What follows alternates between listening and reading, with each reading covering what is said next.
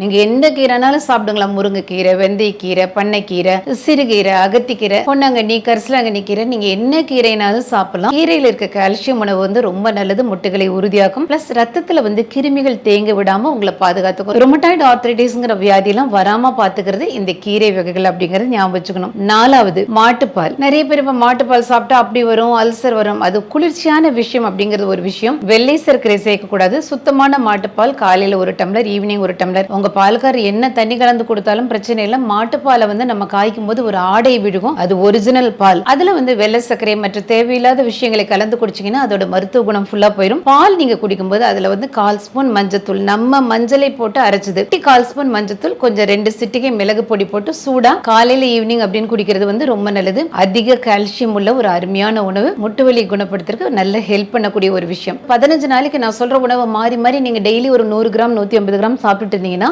ஒரு 15 நாள்ல வலி குறையும். 1 மாசத்துல கொஞ்சம் வலி குறையும். வலி குறைய வாக்கிங் போக ஆரம்பிச்சிடும். அதுலயும் 10 நிமிஷம் உடம்புல வெயில் படுற மாதிரி வாக்கிங் போனா மட்டும்தான் உங்களுக்கு எலும்பு சம்பந்தப்பட்ட நோய்கள் முழுமையா குறையும். முழுக்க நிழல்ல உட்கார்ந்துட்டு இருக்கவங்களுக்கு இந்த எலும்பு சம்பந்தப்பட்ட வியாதிகள் குணமாகாது. ஏன்னா இப்ப எங்களோட ஹாஸ்பிட்டல் பல வருஷம் rheumatoid arthritis, osteoporosis, gout, sciatica, cervical spondylitis, lumbar spondylitis 10 வருஷமா படுத்த படுக்கையில் இருக்காங்க.